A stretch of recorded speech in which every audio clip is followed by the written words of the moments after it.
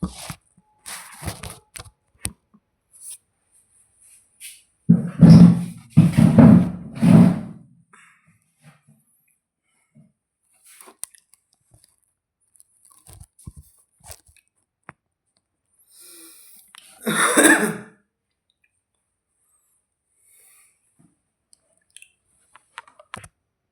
Hello বন্ধুরা, কেমন আছো? ভালো আছো? আবার চলে এলাম আজকে তোমাদের সাথে বক বক করতে। প্রথমে যে দেখালাম যে ছবিটা, সেটা আজকে হয়েছে। ওটা একটা ফ্রেম তৈরি করা হয়েছে আজকে। ফ্রেমটা 3 ফুট বাই 2 ফুট সাইজের হয়েছে। মানে যদি ইঞ্চিতে বলেন তাহলে 36 ইঞ্চি ইন্টু 24 ইঞ্চি। একটা বড় মাপের ফ্রেম অর্ডার অর্ডার অর্ডার এসেছিলো। তো সেই অনুযায়ী কাজটা হয়েছে। কালকে ডেলিভারি আছে, সকালবেলায় নিতে আসলো। আপনাদেরকে দেখালাম যে জিনিসটা এরকম ব্যাপার হয়েছে। এখন একটা এসব ফটো ফ্রেমের কাজও হয়, আমি এটা বলিনি ফটো ফ্রেমের কাজ হয় বলে। ফটো ফ্রেমিংও আমরা করি। যত বড় সাইজই করুন আপনি, যত বড়ই করুন, যেরকমই হয় সেরকম হয়। যেমন সাইজ বলবেন সেরকম সাইজ তৈরি করে দিয়ে যাবে। সেগুলি কোনো ছোটো থেকে ছোটো, একদম বড় থেকে বড়, লার্জ। এবার এই সমস্ত কাজ আপনারা কীভাবে করবেন, কীভাবে স্টার্ট করবেন, কালকে এইসব নিয়ে আলোচনা হচ্ছিল তো, যে কী করে এসব প্রিন্টিংয়ের কাজ করবেন। প্রিন্টিংয়ের কাজ বলতে শুধুমাত্র ফ্লেক্স ব্যানার, হ্যান্ডবিল, লিফলেট এসব না। প্রিন্টিংয়ের কাজ বলতে অল ওভার প্রিন্টিং, পুরোটাই। যেখানে যা কিছু প্রিন্ট হচ্ছে সব কিছুটাকে নিয়ে প্রিন্টিং। সবাই সব রকমের করে না, কেউ প্রত্যেকটা জায়গাতেই একটা ছোট ছোট পার্ট নিয়ে ব্যবসা হয়। কিন্তু আমাদের প্রথম ছোট শহরে না একটা পার্ট নিয়ে ব্যবসা করা খুব চাপ। যারা ছোট শহর থেকে, মানে একটু একটু ছোট শহর থেকে কলকাতার দিকে যান, সেখানে প্রত্যেকটা কাজের একজন স্পেশাল। ফ্রেমিং তো ফ্রেমিং, সেখানে অন্য কিছু ঢুকবে না, ফ্রেমিংই হচ্ছে। আবার শুধু ফ্রেমিংই করে, প্রিন্টিং করে না। আবার প্রিন্টিং তো সেখানে শুধু প্রিন্টিং, ফ্রেমিং নেই।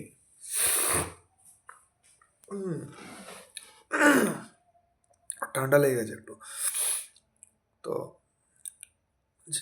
সেখানে সেই সব জায়গাতে কী হচ্ছে না, যা কিছু হচ্ছে সব কিছু একদম মানে স্পেশালভাবে হচ্ছে। মানে যেটা করছে ওরা সেটা একটা কাজ করছে, কিন্তু ছোটো শহরে সেটা সম্ভব না। সেটা শহরে আপনাকে সব কিছু করতে হবে,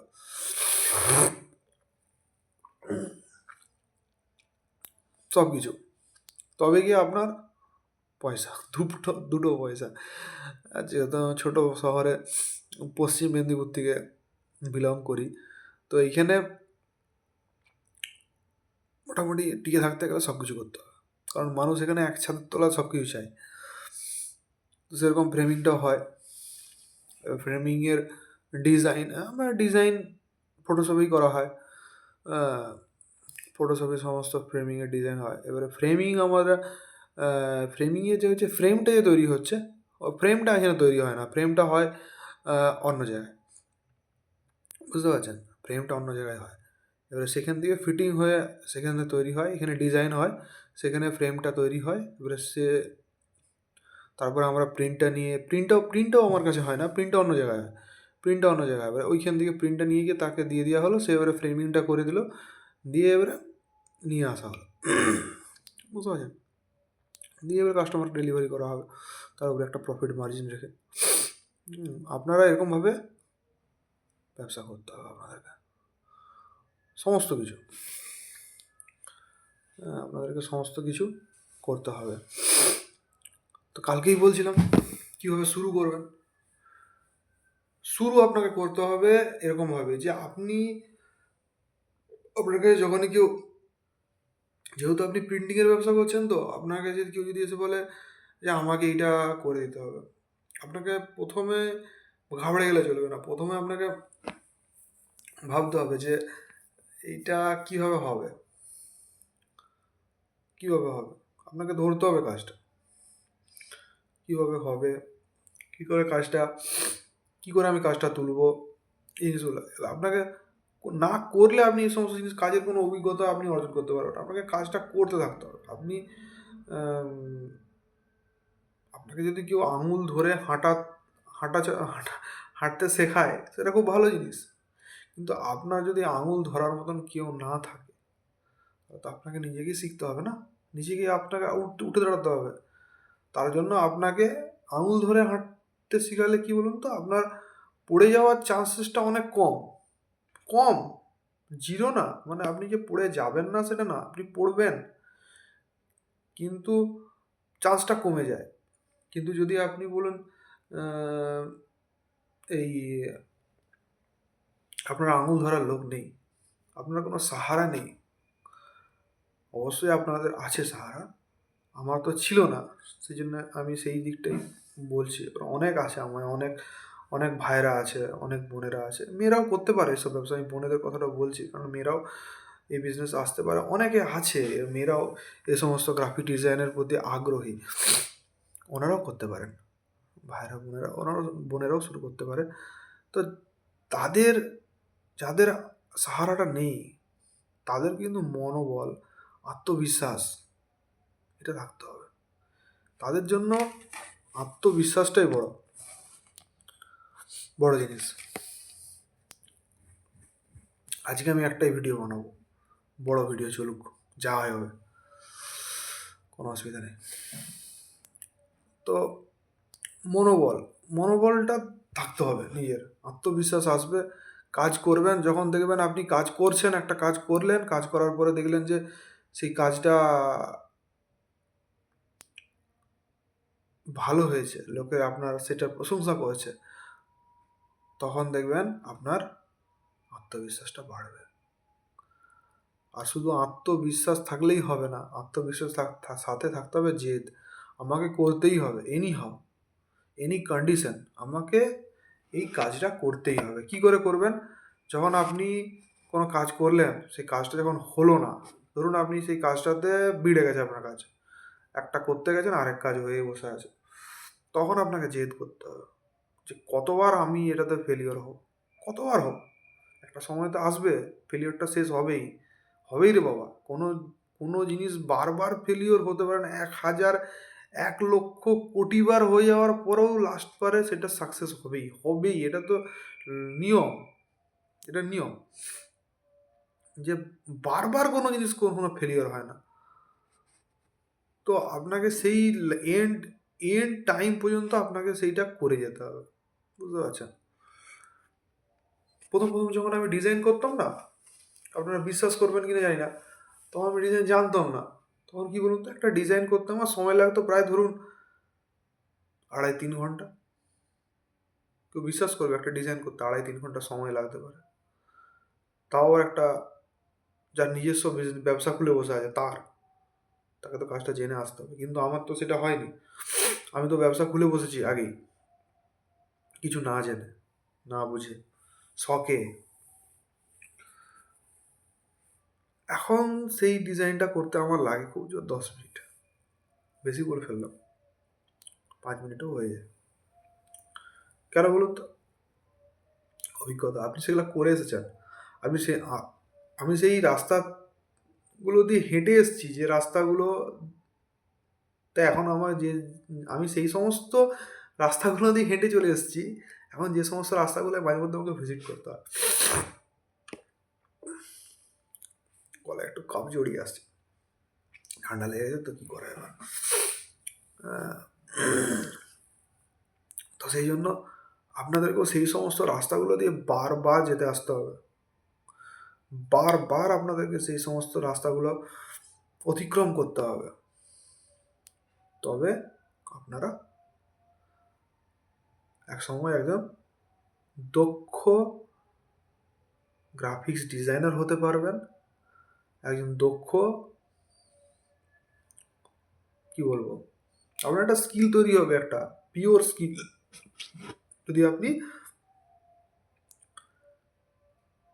চেষ্টাটা না চেষ্টাটা চেষ্টাটা চেষ্টাটা করে যান।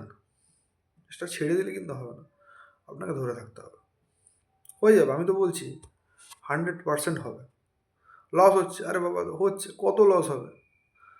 আপনার পিঠ ঠেকে যাচ্ছে তো, কথায় আছে পিঠ ঠেকে গেলে যে আপনার দেওয়ালে পিঠ ঠেকে গেছে, তার মানে এই নয় যে আপনার অপরচুনিটি, আপনার পিঠ ঠেকে গেছে, আপনি ঘুরে দাঁড়ান, আপনার নাকটা ঠেকতে হবে, দেওয়ালটাকে ভাঙার চেষ্টা করুন, ভেঙে ফেলুন দেওয়ালটাকে। আমি একটু মোটিভেশন স্পিচ দিচ্ছি, হ্যাঁ, সেটা না, আমি আমার নিজের বাস্তব অভিজ্ঞতাটা আপনাদের সামনে তুলে ধরছি আর কি, শেয়ার করছি, যেটা আমার সাথে হয়েছে, আমি আপনাদেরকে সেটাই বলছি। কোনো বার্তা জ্ঞান আমার নেই, জ্ঞানই নেই কোনো, বলতে গেলে মানে কোনো অজ্ঞান, নির্বোধ, বুঝতে পারছেন? যেটা আমার সাথে হয়েছে আছে এখন অবধি, যেটা হচ্ছে সেটাই।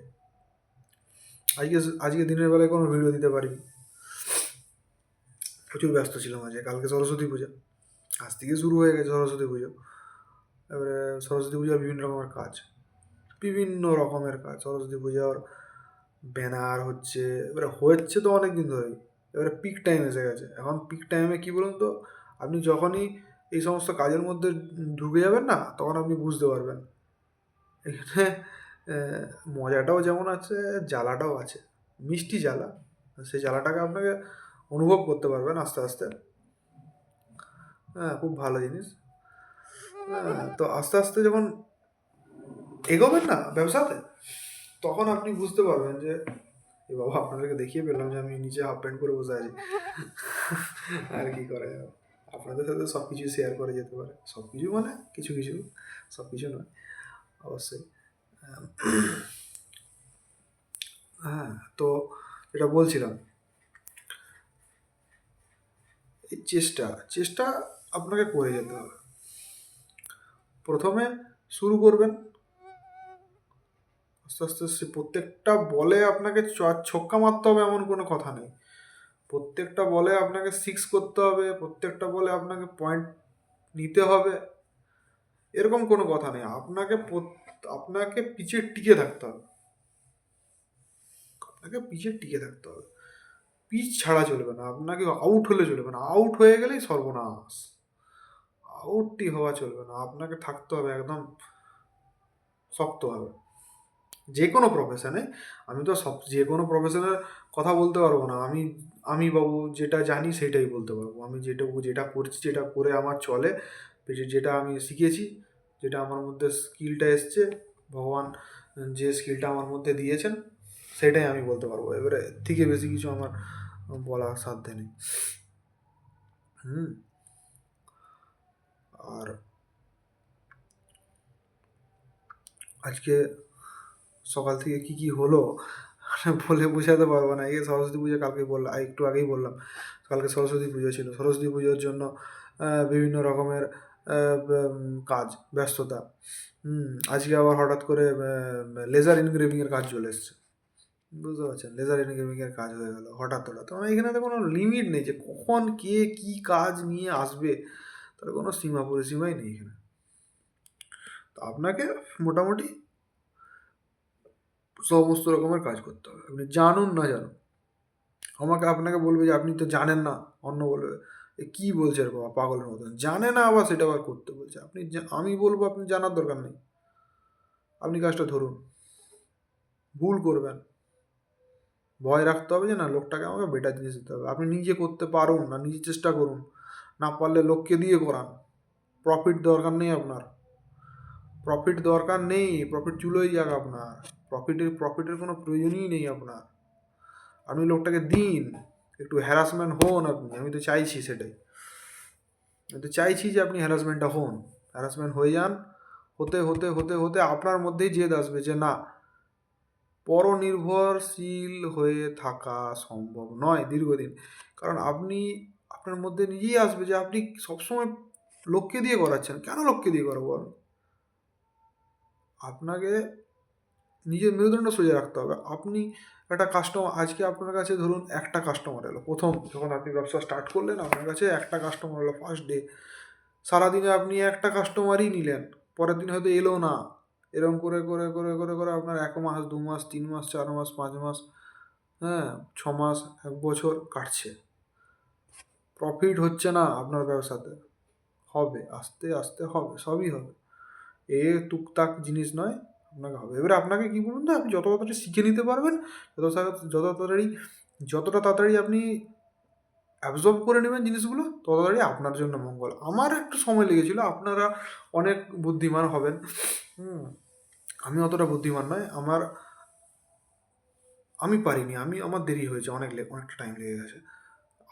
আপনাদের ক্ষেত্রে সেটা হবে না হয়তো। আপনারা দেখবেন, যদি জেদ নিয়ে থাকেন, দেখবেন খুব অল্প সময়ে আপনাদের মধ্যে জিনিসগুলো চলে আসবে। কী বলছি বুঝতে পারছেন তো? এবারে আসবো পরের কথায়, যে এবারে ব্যবসা তো শুরু করে ফেললেন, সব কিছু হলো, জেদ আছে, আপনার শিখার আগ্রহ আছে, সব কিছু ওকে। এবারে হচ্ছে আপনাকে কাস্টমারের সাথে কী বলুন তো, আপনাকে না গুড বিহেভ গুড বিহেভ এবারে আপনাকে করতে হবে গুড বিহেভ, মানে ভদ্র ব্যবহার। মানে আপনাকে দিতে হবে একদম পিওর জিনিসটা, মানে যেটা কি বলতে গেলে, এটা শুধুমাত্র ব্যবসার ক্ষেত্রে তা না, এটা আপনাকে সবসময়, এটা যে আপনি ব্যবসা করছেন বলে আপনি শুধুমাত্র আপনার কাস্টমারদের সাথে গুড বিহেভ করবেন, ভালো ব্যবহার করবেন, ওরকম কিছু না। আপনাকে অল টাইম এটা, মানে আপনাকে ভিতর থেকে ওরকমটাই হতে হবে, মানে এটা আপনার দরকার। বুঝতে পারছেন তো? 17 মিনিট হয়ে গেল, বুঝতে পারছেন? আমি এই টপিকটা কন্টিনিউ করছি, নেক্সট ভিডিওতে কন্টিনিউ করছি। এখন এটা বেড়ে যাবে ভিডিওটা, আমি বেশি বাড়াতে চাইছি না। 17 মিনিট মানে এখনও অবধি হায়েস্ট, সব থেকে লংয়েস্ট ভিডিও এটাই হয়ে গেছে। 17 মিনিট হয়ে গেছে। তো আমি